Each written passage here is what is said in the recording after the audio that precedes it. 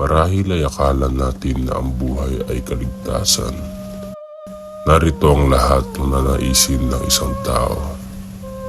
Pagkain, kasiyahan, yaman, pera, kagustuhan, pagmamahal, kalayaan. Ngunit ang realidad ay puno ng kasakitan. Ang realidad na patuloy pa rin natin tinatakasan, ang impyernong meron sa sangkalupaan. At ang sansinukob ay patuloy tayong pinarurusahan.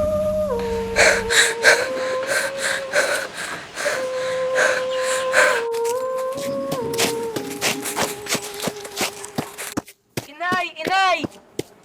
Anak ko! Inay! Basilio! Si Crispin! Nasa kumbento pa, huwag ka mag-alala, Inay! Bakit ka may sugat sa noo, anak ko? Inay, Paano ka? hinabol po ako ng mga sundalo. Munti po akong mabaril sa noo. Si Crispin po ay naiwan. Buhay si Crispin? Opo, Inay. Nasa kumbento siya? Opo, nasa kumbento po siya, Inay. Paano yung ulo mo, anak? Natatakot po kasi akong Inay na magpunas sa kwartel. Kaya naiwan po. Ayoko naman po maging katulad nila Pablo, na hanggang ngayon ay may sakit pa din. Diyos ko, salamat at siya yung niligtas. Nakuha ko ng gamot.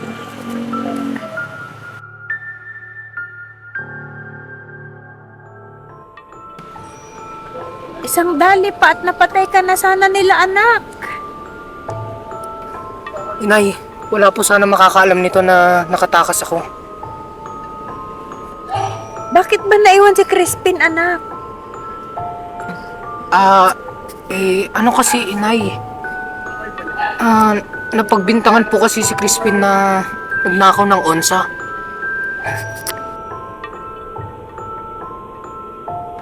Mabait kong si Crispin. Ang pinagbintangan ng mabait kong si Crispin. Dahil lamang tayo ay duka, tayo ay magtitiis.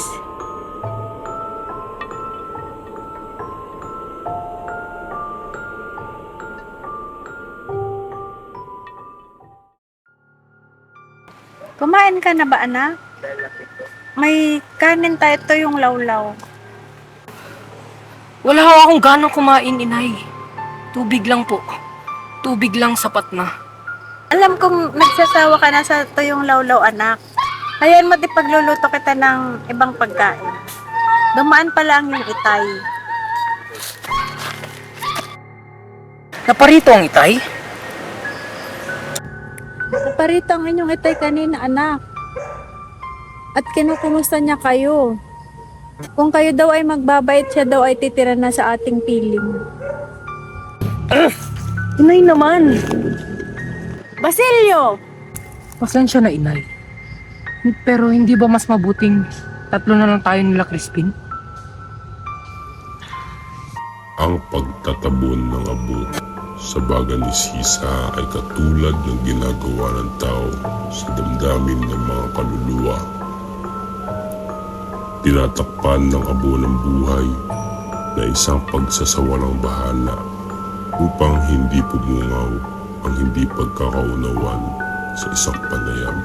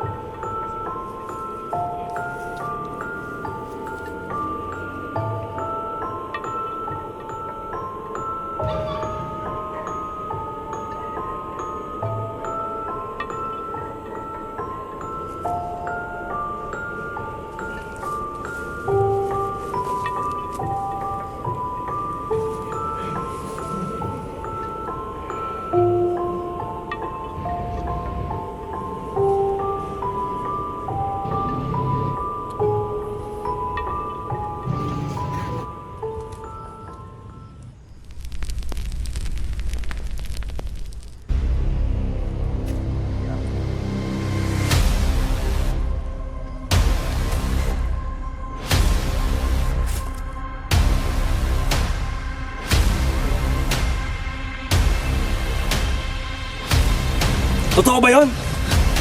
Kayo talagang mga dukha. Hindi kayo nakukontento sa lawlaw at lipa. Usap!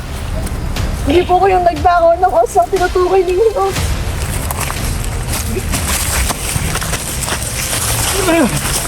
Wala mang kasakitan. Parang dugo na lamang ang gumagana sa nagpis ng isang maliit na katawan.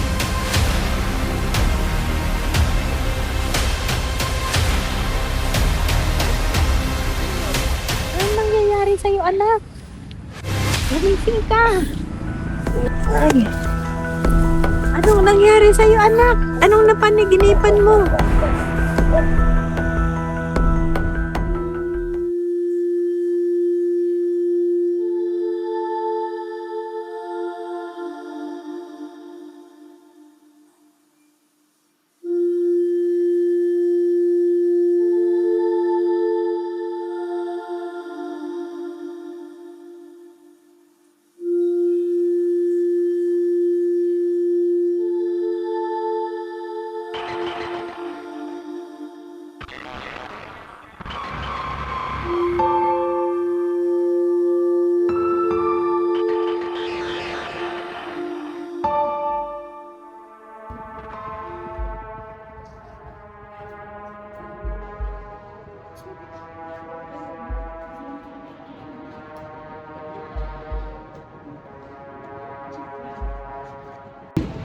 Sino kaya masasama sa kapistahan ng bayan? Ang isa sana ang Padre Damaso, di kaya ang Padre Martin.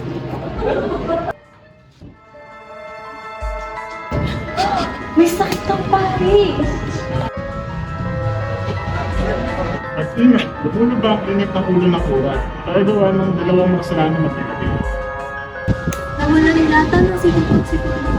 Di pala hindi siya umupo ngayong umaga sa konfesyonaryo. Ibig ko pa naman sanang mamumpisal at mapakinabangan ng indulhensya. Kung gayon ay kinakahabagan mo kayo. Gumamit ako ng 3 indulhensya ngayong umaga para sa kaluluwa ng aking asawa. Gusto, hermano Juana, sagot ang isang indulhensya upang mainit na siya sa purgatorio. Hindi mo dapat sinasayang ang indulhensya tulad ito. Sus! Maraming sigurado. Sinasabi ko na lahat ng aking mga panalangin, mas mainam ng malinis na salitaan. Walang daya kay kamatayan.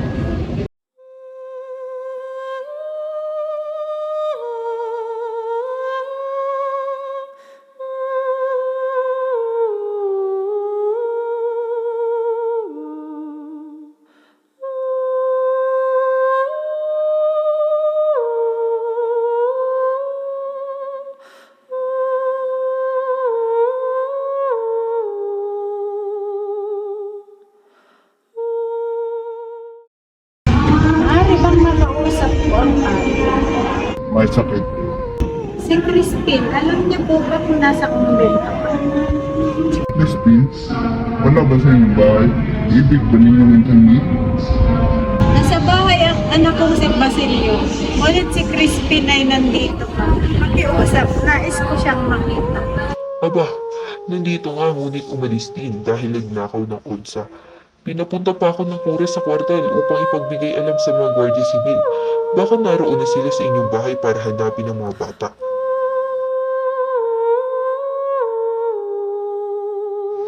Siya, alis na. Tignan niyo ang mga anak niyo. Total isa kang mapagtapat na asawa, kaya naman siya ring sunod ng mga anak sa kanilang ama. Hayaan at mas higit pa yan sa ama. Sana'y di magmaliw ang patuloy kung araw ng munti pang bata sa piling ni nanay. Nais kong maulit ang awit ni inang mahal, awit ng pag-ibig habang ako'y nasa duyan. Sana'y di magmaliw ang dati kung araw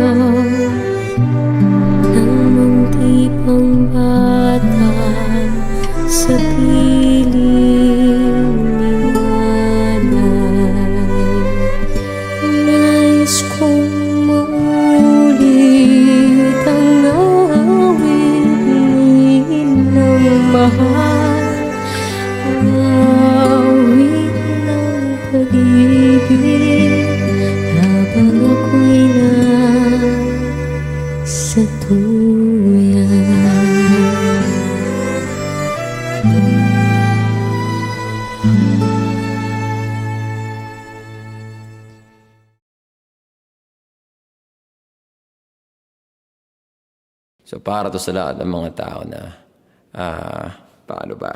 Para to sa lahat ng mga tao na nahusgahan dahil meron silang tato, umiinom, yosi. Tsaka para sa lahat ng mga tao na mabait na sila pag nagsisimba sila tuwing linggo. Sa akin lang naman, hindi mo ikinasama kung ninigarilyo ka, umiinom ka, nag-yosi ka. Hindi mo rin kinabait kung nagsisimba ka tuwing linggo. So, para sa lahat ng mga nahusgahan, pasensya na kayo. Para sa lahat ng mga nanghuhusga at nagpapanggap, putang ina nyo. Amen. Amen. Amen. Amen. Ang Pilipinas. Amen. Amen. Magbanal-banalan pa.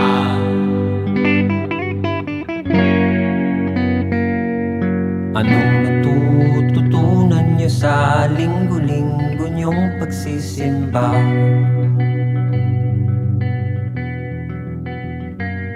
Kinabisadong mga talata, bakit mo niyayapang sa madla?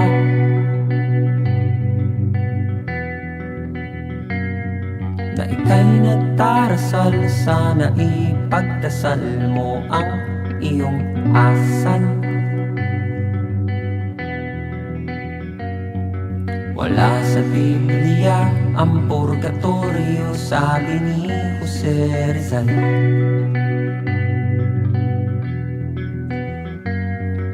Maraming may tatot, umiinom, nagpapausok, pero di nagpapanggap katulad mo. Maliwanag ang mensahe, di kami na masahe, huwag ka masyado komportable. Pare-parehas ang rehas natin pare, damang-dama, sobra ka na. Huwag na kayo magbanal-banalan pa.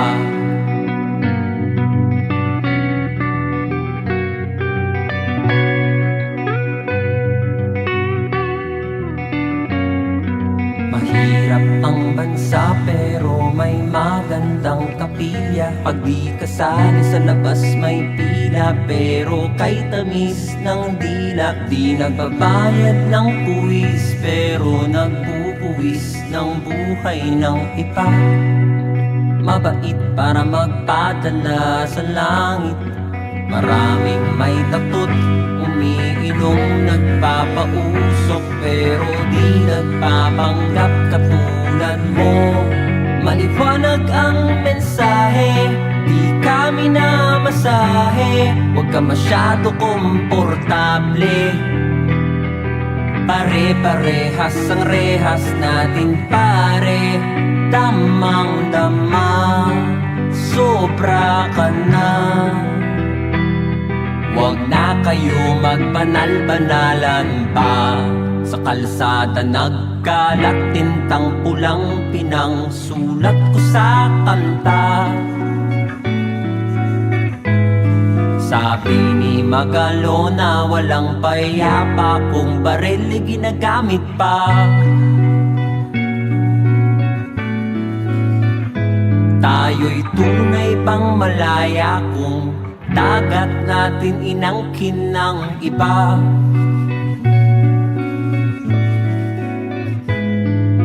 Diyos umiiyak sa langit, si kamatayan tumatawa sa mga mangmang.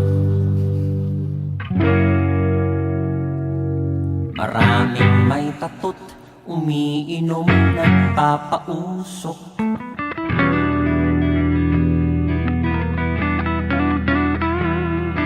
Maraming may tatot, umiinom, nagpapausok, pero di nagpapanggap katulad mo. Maliwanag ang mensahe, di kami na masahe, huwag ka masyado komportable. Pare-parehas ang rehas natin pare, damang-dama, sobra ka na. Huwag na kayo magbanal-banalan pa. Amen.